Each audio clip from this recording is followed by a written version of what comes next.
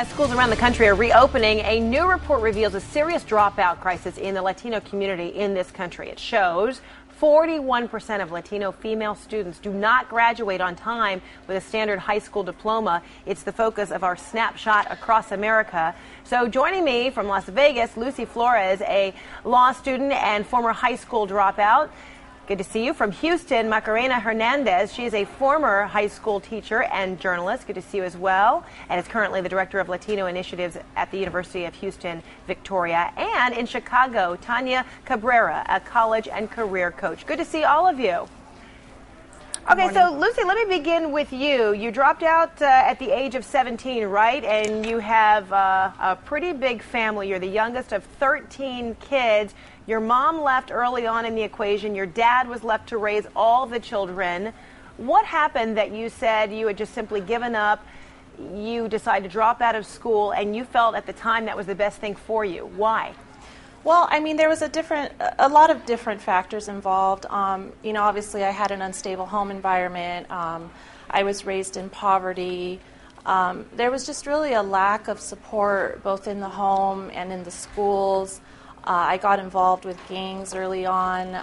It was just kind of a lot of different factors that, eventually made it extremely challenging for me to even consider thinking of finishing high school. It just wasn't something that was on the radar for me. It wasn't anything that was expected of me. It just wasn't something that really happens for a lot of people in my community. And before I get to what happened, what the turning point was for you, Macarena, as a school teacher, you have seen this, heard this from a lot of students, right? How real is this sentiment, and what's a teacher to do when they hear this coming out of the mouth of a student? Well, I think that the message about college and graduating from high school has to start at the elementary school level. When I was a high school teacher teaching 15-year-olds along the Texas-Mexico border, it's really heartbreaking to see that a lot of these kids have already given up. And then you couple that with the fact that they're attending overcrowded schools, underperforming schools, where teachers don't really have the time to dedicate and mend those gaps, those achievement gaps. And so a kid gets to sophomore English class and they're already behind, and they feel like the hurdle is just too much to climb. And so I think it's imperative that the message starts at the elementary school level, because sometimes by the time it's their high school age, it's a little too late. At elementary school level, that would be great, but sadly, in too many cases, Tanya, you can identify with this, that a lot of these young people are not hearing about this. There is no intervention until the high school level. So when you're trying to counsel kids on higher education, of college, on careers, do you feel like the young people, particularly young Latina girls that you are confronting once they're in high school, that they really have defied the odds if they're already thinking about college and thinking about a career path? The majority of students within my department were actually doing some great initiatives. We're doing early outreach at the elementary school level. We have Gear Up coaches and college and career coaches that take their data-driven information to drive initiatives to allow access to resources to get them ready, not only the student but the parent, in regards to pursuing a post-secondary path, whether it be a career, 2-year or 4-year institution. So when working with some of the women in the school, they come with, each student is different. They have an array of issues that they deal with at the home level, assuming positions as the adult, taking care of their younger siblings, and handling their course loads. So it gets really difficult, but I think the one thing that helps the most is to intervene early on and get these students on track, and that's the most important thing that we're trying to tackle on at this point. So let's talk now about the things that need to take place on a much bigger scale. For you, Lucy, there was some intervention. Someone kind of came to your rescue or got your attention. Who was that, and was that the answer for you? Well, like I said, I got involved in gang activity early on, and by the time I was 15 years old, I actually was on juvenile parole, and my parole officer actually was one of the first people that really intervened and treated me as a child with issues as opposed to just another criminal that was going through the justice system.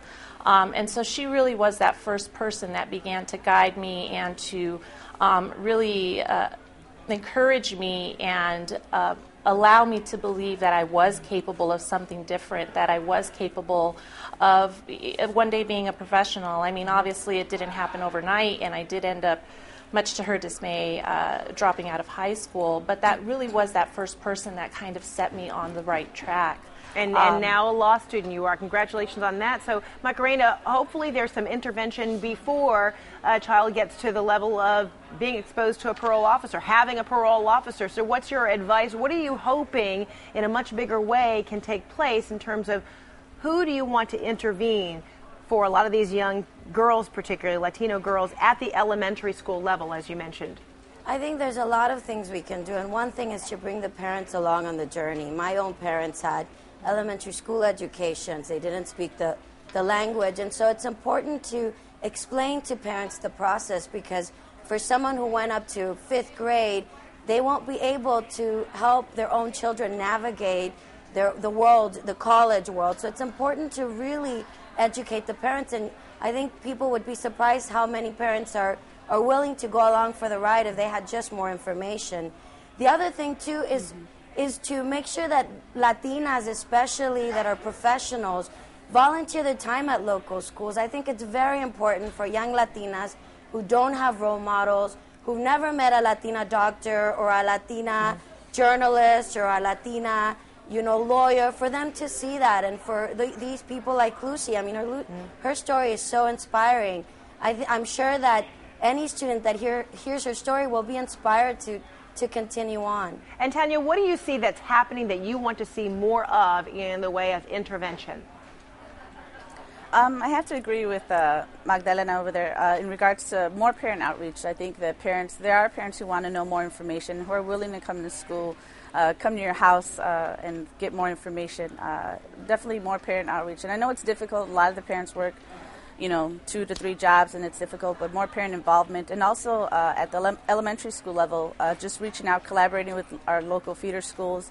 And I have to agree with her, Magdalena, again, in regards to more Latinos doing outreach, serving as mentors, serving as examples. I wish I had someone to look up to other than my family members in regards to pursuing a career or going on to college.